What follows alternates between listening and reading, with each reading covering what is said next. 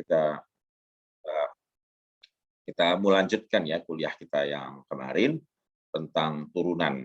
Walaupun saya sudah menjelaskan turunan itu dalam pengertiannya pakai apa itu? Pakai definisi turunan ya kan kemarin itu kan.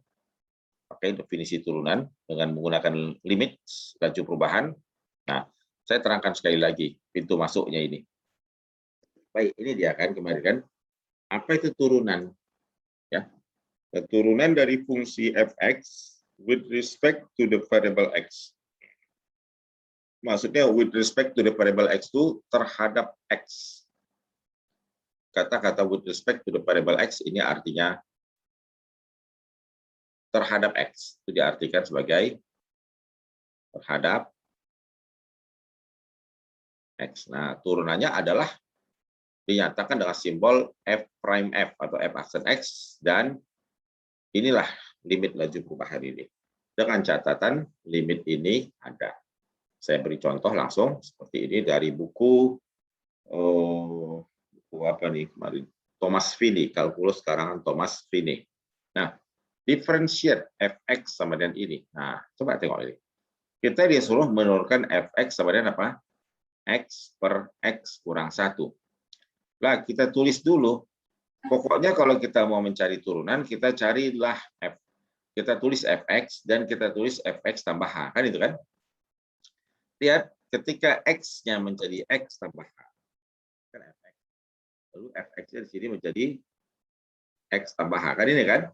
Nah, jadi ini x ini jadi x tambah h. Maka semua x yang ada di sini menjadi apa? X tambah h. Lalu x yang di bawah, ini saya stabilo, juga menjadi x tambah h dikurang 1. Nah, ini nilai fx tambah h. Lalu arti turunan apa? Yaitu limit ini. Limit ini kan, turunan itu kan ini. Nah, ini. Ini kan definisi turunan itu. Paham ya? Saya kotai. Lalu nilai fx tambah h tadi apa? Nilai fx tambah h itu kan yang ini. Ini nilai fx tambah h. Yang atas tadi ini. Ini fx tambah h-nya. Dikurang fx.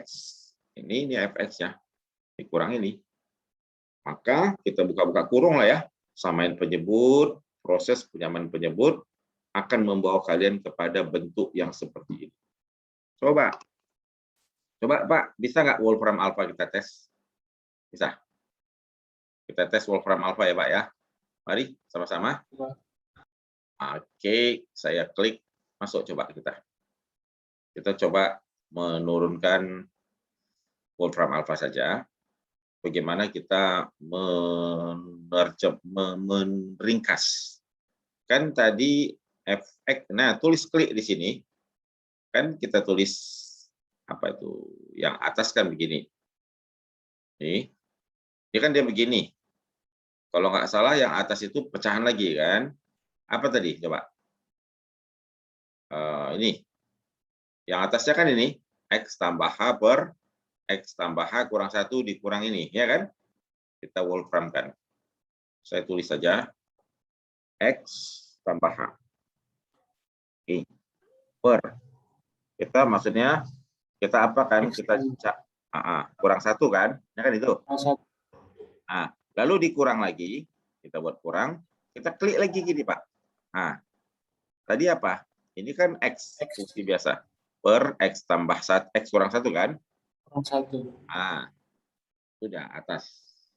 Dibagi apa? Kita tengok. Nih bagian ini. Dibagi. X tambah H kurang 1. Dibagi H saja kan itu kan? Ya kan nih? Iya Pak. Oke, terus saja bagi H. Oke, sudah benar bagi H. Kita tulis Enter atau sama dengan. Ini enggak saya tulis simplify ya. Saya ketik gini aja tanpa perintah simplify. Nah, tengok. Kita mau tengok resultnya mana. 1 per hour. Kayak gini kan. Oh, ini Pak, H itu di sini diartikan sebagai hour loh, ngerti nggak? Iya Pak. Jadi nggak di dalam Wolfram alpha dia menganggap H itu hour. Makanya saya bilang kok ada hour sini kan. Tapi kita coba kita tulis simplify, kita katakan simplify. Apakah H diterjemahkan masih sebagai hour atau tidak. Oke, H is unit. Assuming H is a unit, okay. Assuming H hour, Use as coba, variable instead kayaknya. ya variable instead kan, or instead coba. Oh, di bensin, polon, oh ini yang lain. Use as a variable instead, klik ya. Ada asumsi yang dibentuknya. Nah, tengok. Nggak ada hour-nya lagi nih kan, Pak, kan? Ada nggak hour-nya sini? Ya, jadi kadang-kadang gini, Pak. Kalau kita ketik Apple di Wolfram Alpha, nanti dia akan mengasumsikan pertama Apple, buah apel, kedua Apple sebagai brand bisnisnya produk Apple, Steve Jobs. Jelas? Dia mengasumsikan Apple itu bisnisnya Steve Jobs, jadi entitas bisnis. Tapi kita tengok aja asumsinya. Jadi kita klik asumsi yang kita mau. Jadi di sini kita telah mengklik instead sehingga H itu tidak lagi dipandang sebagai hour. Nah, simplify-nya jadi apa, Pak? Tengok, apa result-nya nih? Ya, saya buat gini ya. Kita masuk sini. Ini kan enak kuliah kita kayak gini. Saya mau menganggap Bapak sudah paham aja yang begini-gini. Tadi tidak perlu lagi uraian satu-satu, ya kan? Kan tinggal nyamain penyebut. Nah, gini Pak. Jadi ini seperti ini jadi true-nya jadi seperti ini. Oke, maybe kalau kita mau hitung jadi beginilah di sini. Inilah dia. Nah, akhirnya si limit tadi fx tambah h itu, maka ini bentuk sederhananya, ya kan? Ini kan bentuk simple formnya. Maka limit itu akan menjadi limit tersisa jadi limit apa? Min 1 per minnya saya letakkan di atas. Apa coba? X kurang 1. X. Oke, H tambah X tambah H sama saja. Lalu H-nya menuju berapa? 0. Mari kita masukkan. H-nya jadi 0. Jadi min 1 per X min 1 dikali X tambah 0 kurang 1. Ya kan? Jadilah dia kita punya min 1 per, ini aja saya buat X min 1 kuadrat. Setuju? Karena ini kan sebenarnya X min 1 juga, bagian kanan. Nah, ini nilai apa, Pak? F aksen X. Jelas? Nah, jelas kan? Ini hasilnya disederhanakan dengan apa? Wolfram Alpha. Jadi kita konsepnya udah tahu, ya. Tetap aja asumsi saya seperti itu pada kuliah kita ini. Tidak lagi kita berpayah-payahan. Nah, tengok ini. Betul? Lihat ini, terakhir. Ini kan? Betul, Pak. Nah, asik kan? Walaupun ini kalau kita turunkan langsung sih sudah bisa.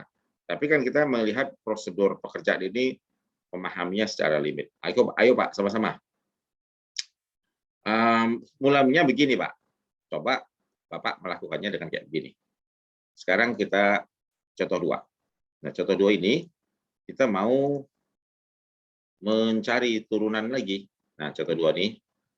Oke, nampak sini. Find the derivative of fx sama dengan ini. Nah, answer.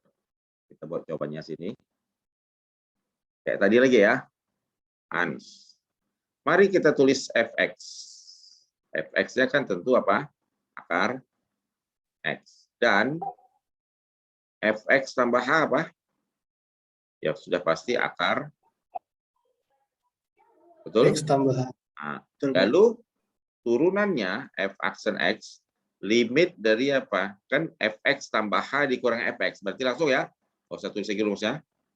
Fx tambah h dikurang fx, akar x, dibagi h, h menuju 0. Nah, ini kan dirasionalkan. Ya. Dirasionalkan maksudnya untuk menyederhanakannya. Caranya kalikan dengan ini. Dikalikan aja dengan bagian atas. So, kalau merasionalkan itu, kita menulisnya harus kayak begini, Pak.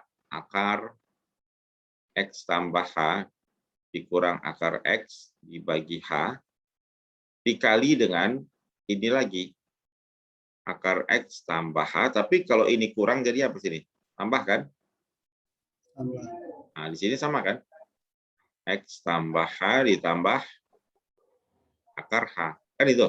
Nah, ini kan nilainya 1, betul nggak? Apakah nilainya ini nggak 1? Ini kan 1, betul nggak? Betul, Pak. 1 artinya kan nggak mengganggu apapun. Nah, kita tidak mau lagi mengalih-alihkan ini. Coba Pak, silakan Pak. Hitung dulu nih. Wolfram alpha, tulis perintah simplified-nya. Nah, saya mau langsung limitnya jadi apa? Sesudah diserhanakan yang atas ini, nih, sesudah kita serhanakan ini, nih, oke, udah serhanain, langsung aja pakai Wolfram. Coba deh. Nah ini kita hapus aja nih. Ini boleh kita cross Pak ya nih, clear input. Nah, baru pakai lagi ini, sama-sama. Saya tunggu jawaban Bapak.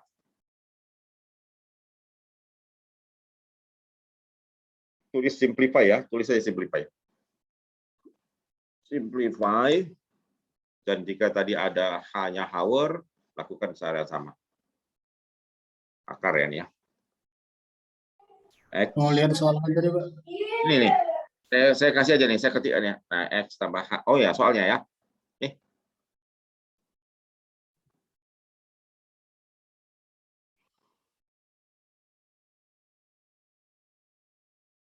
Ini saya jam 12 kan ada kuliah lain nih di UT, Universitas Terbuka, ada on Zoom juga. Jadi nanti sebelum jam 12 sudah selesai ya. Mungkin 2 kali Zoom kita ya, Pak ya.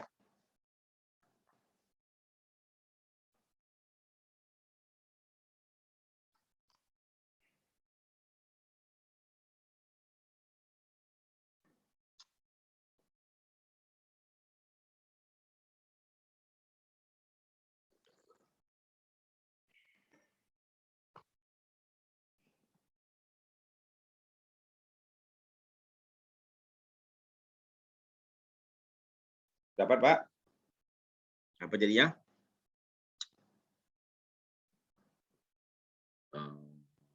Dikurang ya, atasnya dikurang lagi ya.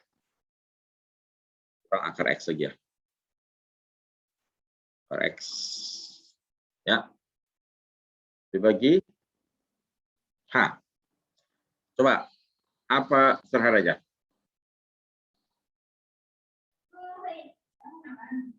Belum, Pak. Bentar, Pak. Salah aja.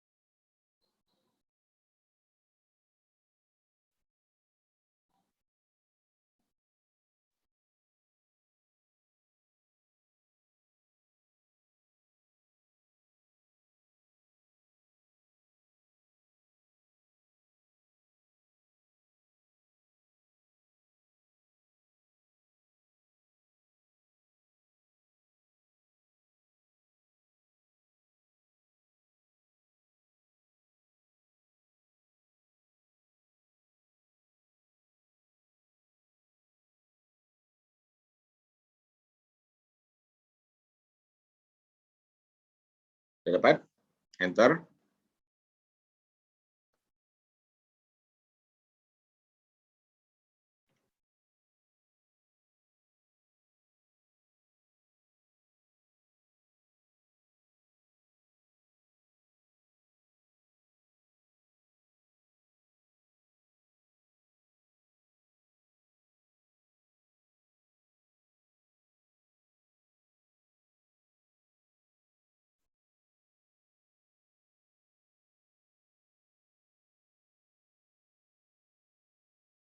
Ini kalau saya tekan, coba. Sama nggak dengan punya saya? Nih, ini sama dengannya apa? Nah, ini Hauer kan, betul? Jangan kita ini Hauer mengganggu. Maka kita ganti is a unit, use as a variable. Summing Hauer for H. Nah, nih. Klik. Berapa jadinya? Tengok. Ada nggak resultnya ini, Pak? Kayaknya nggak ada. Sama. Sama. Ada nggak result yang lain? Expanded form. Kok jadi ini? Coba soal saya tadi. Fx akar X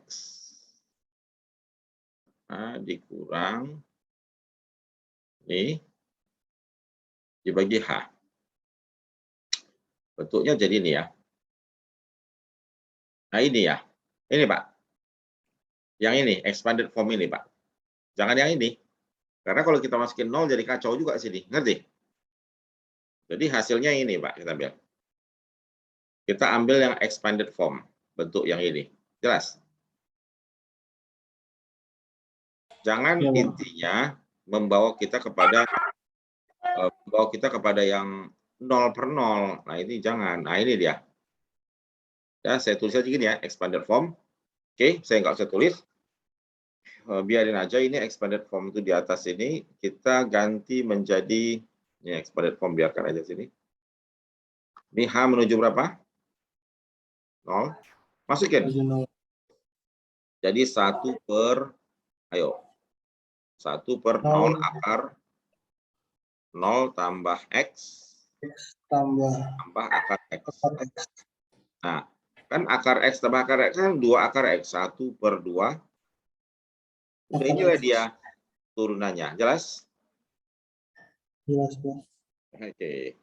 Nah, yang bagian dirasionalkan tuh kita pisahkan di sini sih. Ya, ini kan bagian yang dirasionalkan. Nah, oke. Baik. Demikian bagaimana. Nah, yang kedua, katanya apa? Find the tangent line to the curve at x4. Jadi, kurva itu sendiri kalau kita gambarkan seperti ini. Oke. Jelas? Nah, jadi kurva Y sama dengan ini ya jawabannya ya. Kita mau jawab kurva Y fungsi ya, nih. Ini nice kayaknya. Ini fungsi Y sama dengan Fx akar X. Grafiknya seperti ini. Ini grafiknya. Dan bagaimana grafik itu? Bapak bisa ya? Pakai Wolfram kan bisa kan, Pak kan? Nah, ini kan sudah dapat. Kita mau cari apa? Turunannya. Garis singgung, tangent line itu apa? Garis singgung, persamaan garis singgung, kan itu kan? Nah, kita cari persamaan garis singgung. Kurva ini Y sama dengan akar X di titik apa? X sama dengan 4. Nah, caranya gini. Cobalah kalau di titik X sama dengan 4 jadinya apa? Kan gitu. Kalau di titik X sama dengan 4 jadinya begini. Mana warna putih ya? More color. Color, more color. White. Ini white nih. Oke. Nah, ini ya. Jadinya kayak begini. Kita tulis ya. Kalau dia 4, kita tahu rumusnya apa? Rumus garis singgung. Y min Y1 sama dengan apa? M kali. Kan itu kan? Nah, di mana M itu, jadi M itu gradien garis singgung itu adalah dy dx tadi. Ingat Pak? Kan garis singgung itu punya kemiringan. Nah, di titik X sebenarnya berapa? 4. Dan dy dx tadi apa? 1 per 2 akar X. Masukin 1 per 2 akar 4. Jadi akar 4, 2, 2 kali 2, 4. Jadi 1/4. Jadi M-nya berapa? M 1/4. Nah, titik X1, kalau titik X1-nya sama dengan apa? 4, maka Y1-nya jadi berapa? Kan rumusnya ada X1, Y1 ini. Ini kan ada Y1, betul? Ini ada X1. Nah, inilah titik X1. Y1-nya kita lakukan dengan memasukin lah. Karena kurvanya apa tadi? Ini kan? Ini kan kurvanya akar X. Jadi Y sebenarnya akar 4. Berapa jadinya? 2. 2. Maka Y min Y1 dari sigungnya, M kali X min X1, jadinya apa? Y min Y1-nya 2, M-nya tadi 1/4 kali apa? 1/4. X kurang 2. Buka kurung, Y sama dengan 1/4 X tambah 1. Kenapa? Karena 1/4 dikali 2 berapa? Min setengah. Min setengah. Kemudian, oh salah, bukan 2. X1-nya di sini 4. Sini berapa? 4 kan? X1-nya kan 4 kan? Nah, ini jadi 1. Jadi min 1. Jadi 2 yang ini, 2 yang di kiri ini, min 2, pindahkan ke ruas kanan menjadi 2 kurang 1. Inilah dia persamaan garis singgungnya. Jelas? Gitu, Pak. Jelas ya? Sama nggak sama ini? Iya, Pak. Ini kan? Ya. Oh, Nah, jadi garis singgungnya ini. Ini adalah garis singgung. Di X sama dengan 4. 4-nya ini. Ini titik X4 nih. Gitu. Nah, seperti itu ya. Contoh lain. Notasi-notasi turunan. Cukup banyak notasi turunan ya. Jadi notasi turunan itu bukan hanya beragam notasi turunan yang sering dipakai. Ya. Beberapa notasi turunan yang sering dipakai. Nah, gitu.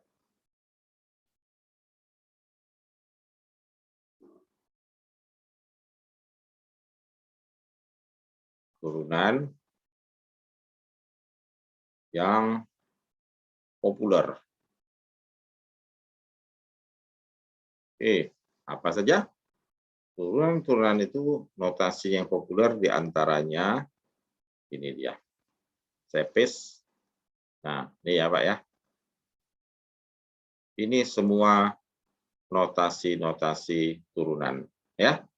F aksen, Y aksen, D dx, DF dx, DFX per dx, D besar dari fx, D terus ada kecil apa nih? D indeks X, F vektornya sama-sama artinya turunan. Jadi kita sih mau bagaimana-gimana juga artinya gitu-gitu aja. Oke, nanti kalau kita menurunkan turunan, nanti saja. Ya, kadang-kadang ada case di mana fungsi itu tidak memiliki turunan di satu titik. Turunan fungsi tidak terjadi pada titik pojok dari suatu kurva.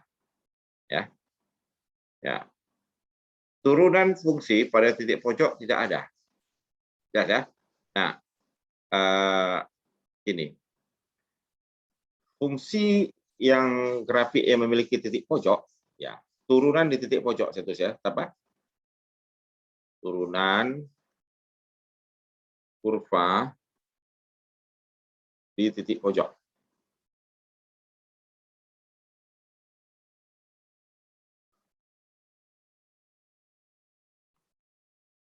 Kurva itu. Pada titik pojok turunan tidak ada. Pada titik pojok kurva tidak memiliki kurva Y fx gagal. Apa? Gagal memiliki turunan di situ.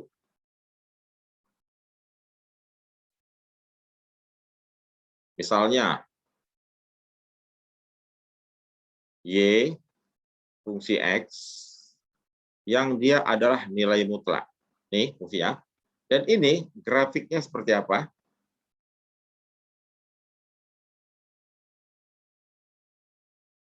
Grafiknya kayak begini, Pak.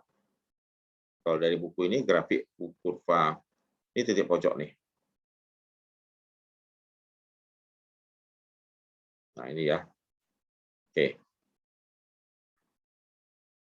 Nih. Nampak nih. Nah ini. Titik pojok itu yang di sini. Saya mau kasihkan circle atau saya kasih highlight di sini. Ini di sini. Paham, Pak? Nih. Paham, Pak. Ah, di titik itu kan kayak huruf V kan? Hurufnya, kurvanya kayak huruf V. Nah, jadi kalau kurvanya tuh kayak huruf V,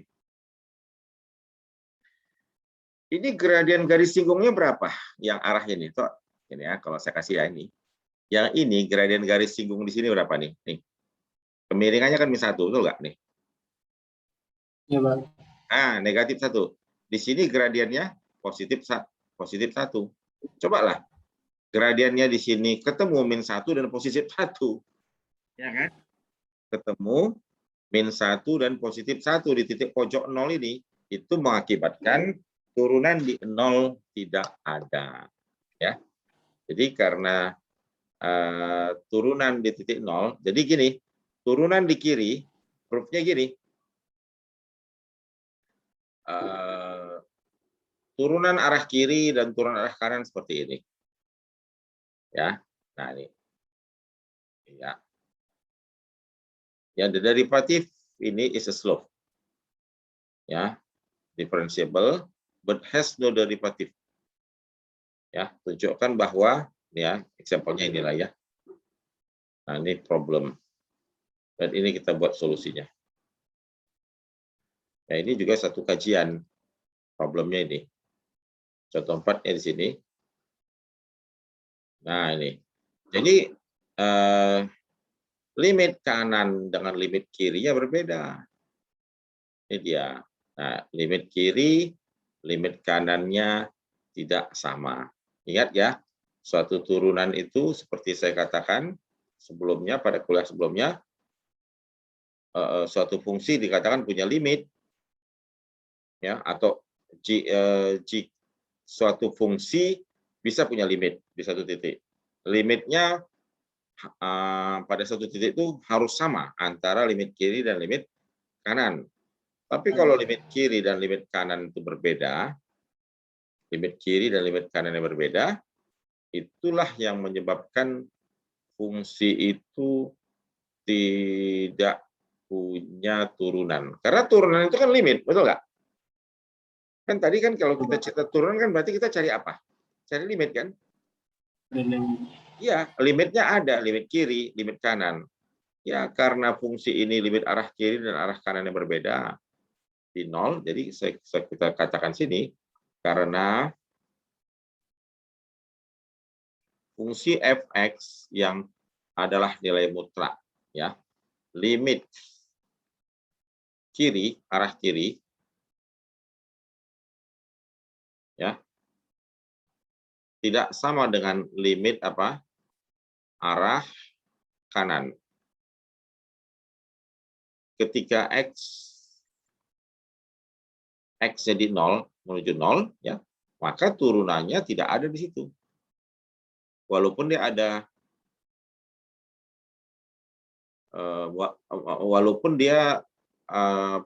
continue di situ, maka turunannya tidak ada. Di x sama dengan 0.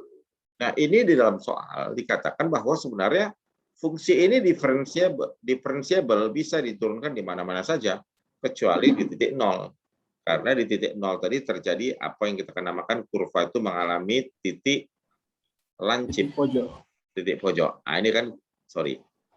Adanya titik lancip itu menyebabkan fungsi itu tidak punya turunan di titik tersebut. Nah, ini gagal. Ya. Nah, ini kajian di dalam kalkulus yang kadang-kadang missing, itu lewat dipahami ya. Tapi ini penting. Nah, dia gagal memiliki turunan di titik pojok seperti ini. Nah, ini. Oke, ini tambahannya kayak begitulah dia. Dah. Oke, kita masih cukup panjang ya. Ada 88 menit lagi untuk lanjut job yang kedua.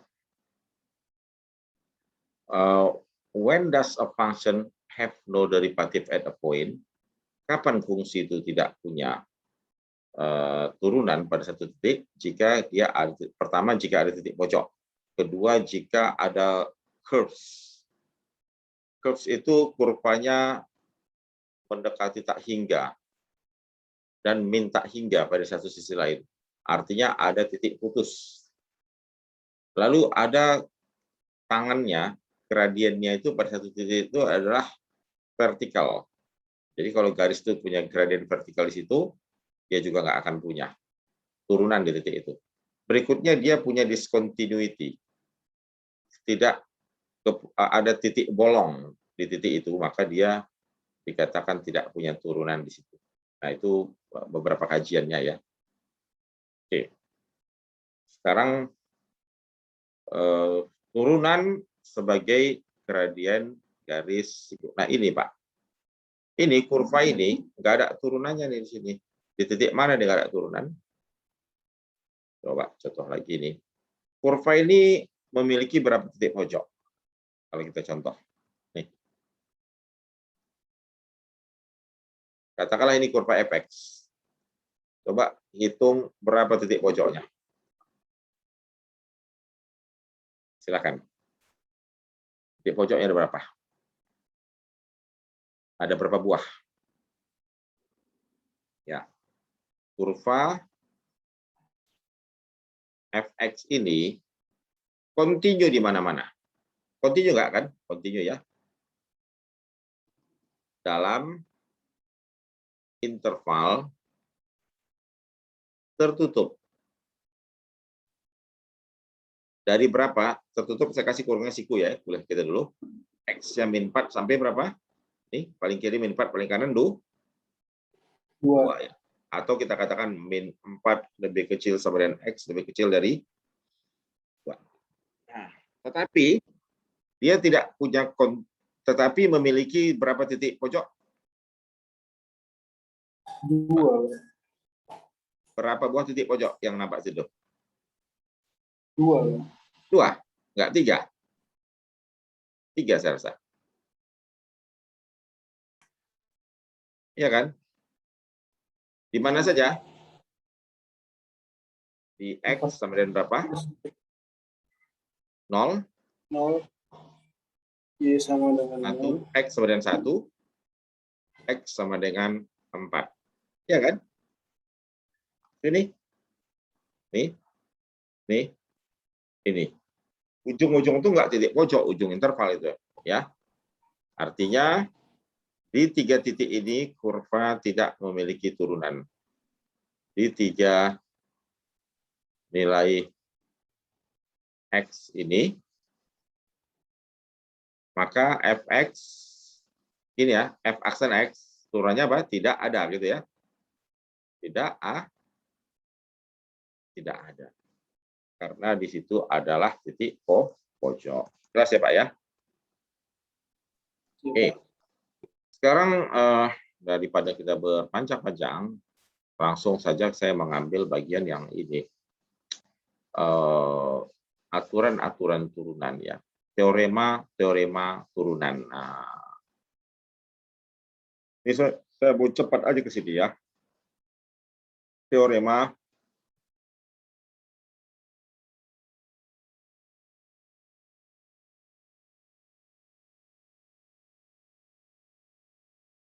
satu dx. Ini saya tulis C ya, C konstan ya, berapa? 0. Teorema turunan kalau dia konstan adalah 0 ya. 1. Yang kedua, proof-nya nggak usah. Ya, proof-nya gini aja. Nggak usah repot-repot. Ini proof-nya langsung aja gini ya. Nah, ini pembuktiannya. Ini adalah proof-nya. Ya, ini turunan fungsi konstan adalah 0. Turunan fungsi konstan. Ya, fx sama dengan apa? Adalah berapa? 0. 0. Ini buktinya. Ya, proof-nya udah ada di situ. Berikut. Turunan x pangkat n. Nah, ini. Jadi kalau saya tulis di dalam buku teorema 2,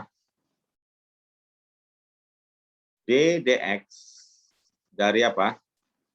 X pangkat n sebenarnya berapa? Ini paling sering ya. Jadi cara lain menulisnya, cara tulis lain seperti ini. Jika y sama dengan fx sama dengan apa? X pangkat n, maka y aksen atau sama dengan f aksen x sama dengan apa? N kali x pangkat n kurang 1.